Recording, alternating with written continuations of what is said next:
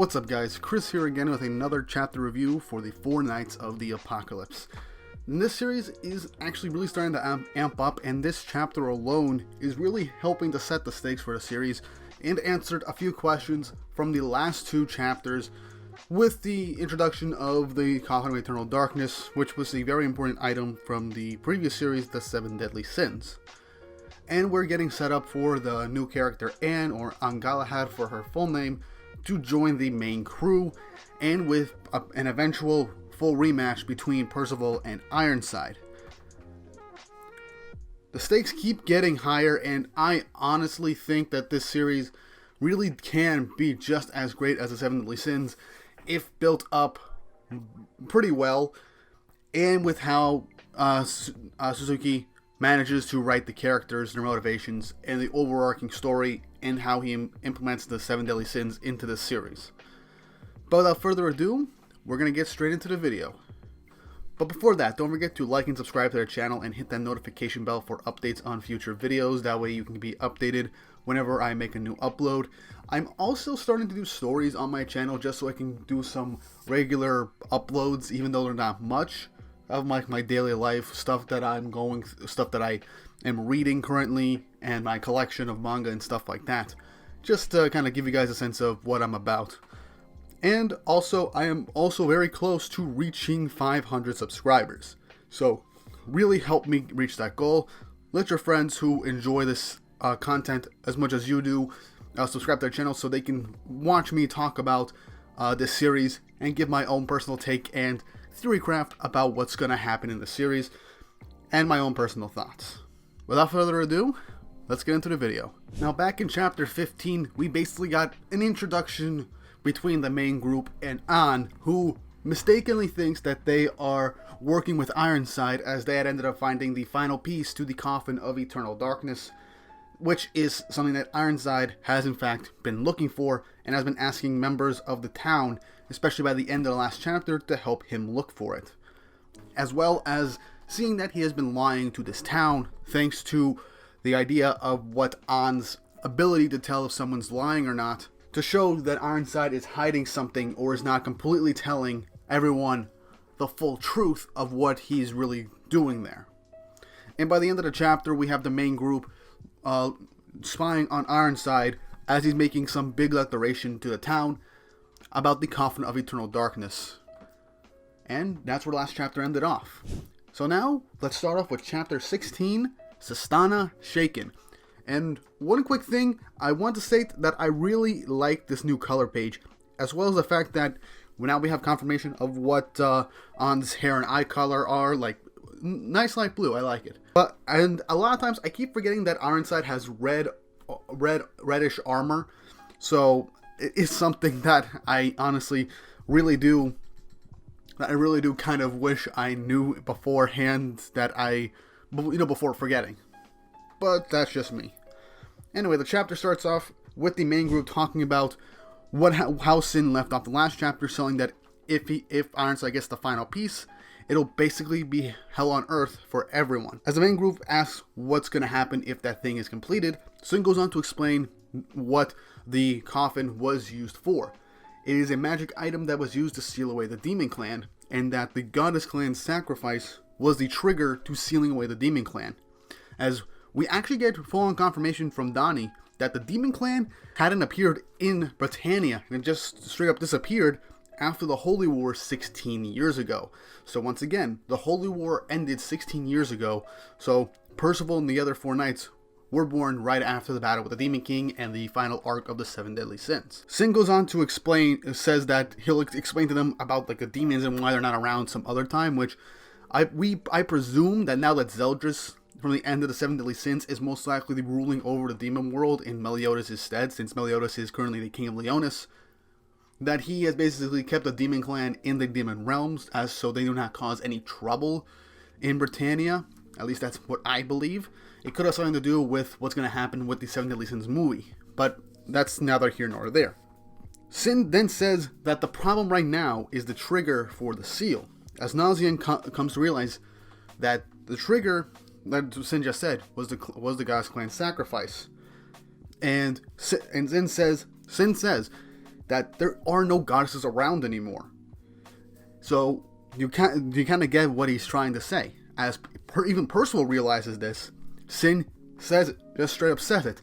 Instead of the Goddess Clan, Ironside is planning to kill everybody in Sistana to activate the seal. As Donnie almost blows their cover, thanks to Nazian's quick thinking to cover his mouth, Percival wants to go and take down Ironside right here and right now. But Sin calms him down, saying that luckily that they have the last piece, and now they have to go back to the inn, which I guess they kind of left the piece back at the inn for some reason, and they have to skip town as fast as possible. Percival says that they finally found Ironside and the rest of the pieces, but Sin says that he gets it. He gets what Percival wants to do, but right now the lives of all the people in town come first. As Sin also explains that even though Percival managed to take down Tulsker last arc, Percival, from what we can tell, and from what Sin can tell, he is not strong enough to beat Ironside at the moment. As we then skip right back into the town square, as we hear Ironside explaining what's going on. He explains that it's the coffin of eternal darkness, and it was used for an ancient ritual, which depicts fairies, giants, goddesses, a dragon of chaos, and humanity. And depicts that since the other day, he's asked for help finding the final piece, which is basically the humans praying to the heavens. The town lord says that if they complete the relic, they'll hold a ritual to protect Sistana from disaster, and begs everyone in town to help them search for it. As they're all depicting, as everyone's questioning what's going on, like what kind of disaster. As Ironside goes on to throw our main boy under the bus and says the four knights of the apocalypse prophesies to destroy the world, and that the kingdom of Leonis is gathering them to wipe out Britannia, which is interesting. So a lot of subscribers have been thinking that since Leonis is ruled by basically Meliodas as a demon, and even some of my subscribers have said in some comments saying that Meliodas has more or less created the Leonis to be more a safe haven for the other races that have nowhere to go. It would stand to reason that the Leonis would be blamed for the Four Knights of the Apocalypse if they are in direct conflict with Camelot. So this does help theorycraft on why Sin is gathering the Four Knights, specifically right now Percival. And what really does help sell it is the fact that Sin might actually be connected to Meliodas, or more specifically Bond, and is taking them all to Leonis to meet Meliodas. But yeah, Ironside stirs up the paranoia and fear of the town in order to get them to comply. As they're all questioning, wait, Leonis is doing this? This is horrible. As Sin ends up trying to tell them that they have to hurry and leave. But then Percival notices, An shows up and literally calls out Ironside and telling the citizens not to fall for his tricks. And that most of what he says are lies. To the shock of the town lord and all of the citizens, they're literally like, you're accusing a holy knight? That's so simplest of you. You are a moronic child. So, stuff like that. Like, it's kind of how things go in a lot of fictional stories. As soon as someone that isn't an adult calls someone out on something or tries to explain something, they're automatically dismissed or told that they're lying. Ironside tries to calm down the situation and play this off, saying that children are basically like this and that they start believing the silliest things. But An, with a serious look of determination in her eyes, literally says that sadly for Ironside, she's capable of seeing whether or not he's telling the truth or if he's lying. As Ironside then grabs her hand and says, and pretty threateningly says, "Stop lying, my lady."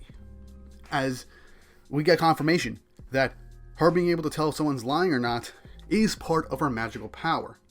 As then Ironside says, "I cannot let this pass unaddressed," as he continues to squeeze her arm as she is currently writhing in pain. He is hurting her. The town lord is saying, please do not hurt her, forgive her. I will discipline her later. But Ironside says that she needs discipline right now. As then, when Sin says to come out that they have to leave while everyone is arguing and distracted, Percival ends up leaping off the wall as the others are trying to leave, touches down, gets the attention of everyone there, including Ironside, as he shouts out, "So you really were alive," in an awesome 2-page panel at the top, showing Percival with a look of anger and determination staring down his father and the killer of his grandfather for the first time in, I presume, possibly weeks, or maybe even over a month. You know, I need to know how much time has passed. It's hard to tell. Anyway, he starts making a beeline for Ironside, and he thinks, "Oh, you're trying to take the coffin?" As Percival, and he says, "What are you going to do against me?" As Percival creates a bunch of his mini magic golems, launches them at Ironside to cover his eyesight, as he then grabs on away from him as they start to run. And in another awesome panel, we see Ironside using his magical power to create one giant invisible slash carving into the ground of the town. As it's about to hit Percival and On, he jumps in front of the way, but it is shown after the destruction that they got away. The Town Lord asks what if his daughter was caught up in that blast, and Ironside literally just says, "I'm working to protect Sistana and On as well. It'd be a sacrifice for a greater cause." Which is what Ironside is saying to the Town Lord. But however, he then comes to the attention of something and says, "You did well. Well done." As we then catch back up with the rest of the group, as Nazianz, Donnie, and Sin are running as fast as they can to the inn so they can finally get the piece that they left there. Which is, in all honesty, a stupid idea. Why would you leave something? Then again, it is stupid to leave a valuable piece of artifact in a town inn that is currently under the guise of a Holy Knight's protection, but it's also a dumb idea to have it on them while a Holy Knight is currently in town. So yeah, there really isn't a good solution to trying to hide a piece like that. But anyway, as they reach the inn, coming out of it is On's caretaker. As it then starts to twitch, as she's also holding the final piece of the relic, which is honestly pretty concerning, as she then transforms into what I believe is a chaos creature and a familiar. As Sin just straight up says that she is most likely Ironside's familiar, and that she was watching on this entire time to try and find the final piece. As Percival then shows up with On asking where is the final piece, as Sin says it's up in the sky, as it is about to give it straight to Ironside, who is waiting in the town square. Sin says if they get that piece, there's no point wasting time here, and that the bastards they have to go to work fast. If he activates the relic, it requires a blood sacrifice, which means killing everyone in town, much to On's shock. Everyone looks in determination, as Sin says that before he can do it, they have to destroy the coffin of eternal darkness, which is something that I am honestly curious, can it be destroyed? Because I know for a fact it was created by a master craftsman from the giant race. And you'd have to think, if the coffin could be destroyed, wouldn't someone have already destroyed one of the pieces, primarily maybe Meliodas, so it wouldn't be used for evil? But then again, in case something more evil showed up, they could use the coffin of eternal darkness to seal it away. But yeah, right now their only chance of victory is to either take the entire coffin of eternal darkness or just one piece, or destroy it. Those are their only three options at the moment. So now so Percival, with determination, says that he's ready. Now they gotta head off and fight. And I love the little interaction between Nazian and Donnie on the side, where Nazian's saying, well, things are getting pretty serious, with Donnie in like a scared and sad look, saying that it's always like this with Percival. As Nazian reaffirms that he will stick by Percival's side, saying that he's his valuable guinea pig. And I like how Percival looks over at Donnie, basically guilting him into saying that he'll help as well. On says that she's going to join them, as now it's time to move on and try and take the piece from Ironside and save the town. Ending the chapter. So right now the Sistana arc, 3 chapters in, and it's already kicking up to be a pretty significant arc. I don't know how long the Fortress of the Apocalypse is going to be, but with something so valuable and so important as a coffin being the main MacGuffin for this arc, and one of Percival's main end goals right here in that same town, you could wonder what's going to happen next. Now, I do see quite possibly them at least getting one piece of the coffin back from Ironside and having to hightail it out of there. There's also the high possibility that they fail and Ironside is beginning to kill people in town like at random to activate the seal. But what I do believe could possibly happen, And I honestly don't think it will, since they're probably in Camelot's territory at the moment. It's highly possible that Meliodas might have sent one of the Holy Knights. Maybe someone we already know, like Gilthunder, or Hauser, or Gila, or maybe Dreyfus and Hendrickson. It'd be nice to see those guys again if we don't get one of the 7 deadly sins showing up to save the day. I'd love to see one of these previously established characters from the last series. 16 years has passed, so they're most likely stronger than they were before, obviously. So it'd be nice to see them, and they might be on par with Ironside to hold them off as they try and get Percival and everyone out of there. But yeah, that's a very high possibility of that happening. Overall, a really nice chapter, sets up the stakes and the main goal for this arc, either to destroy or take the whole of the Coffin of Eternal Darkness, or just one piece. And the fact that it was established by Sin that even now that Percival managed to take out one of Camelot's Holy Knights, which is Tusker from the Echo Gorge arc, it is very unlikely and also very possible that Percival is no match for Ironside, and it's very possible that Ironside is one of the strongest knights in Camelot. So I do see Percival trying to fight Ironside, or at least hold him off as much as possible.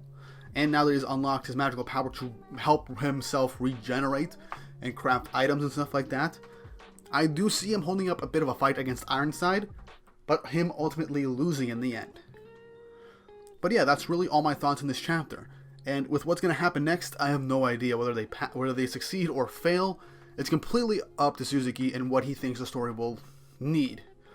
I don't think they're going to use the coffin right here and now. It's very possible that Ironside manages to take the seal and just hightails it out of there, not needing to kill the entire town, as it might not be enough to activate the seal. But yeah, overall, this is shaping up to be the best arc in the series right now. I mean, the series is only 16 chapters in, but I like the Echo Gorge arc, the previous arc with Percival and fighting Pelgart, and right now, the Sistana arc is looking to be pretty damn good, and I'm honestly excited to see where it leads off. And I really want to see this rematch between Percival and Ironside. But what do you guys think? What do you think is going to happen during the next couple of chapters and during this arc? Do you think Percival and the others will succeed in at least getting a piece of the coffin back from Ironside and hightailing it out of there with An in tow, which is something I do see happening? Or do you think that they'll lose the coffin but get saved and not get killed by a Holy Knight from Leonis, primarily someone that has been established from the main cast in the 7 Deadly Sins to save them from Ironside and get them to Leonis? Leave your comments down below, as well as a series of what could happen in the future. And once again, don't forget to like and subscribe to the channel so you can get updated on future videos, and to help YouTube's BS algorithm so that it could help suggest my content to more people and help spread my audience. I'm almost at 1,000 subscribers. Right now I'm almost at 500, so please help in any way you can to help get me to that subscriber mark. And without further ado, I hope you all have an awesome day.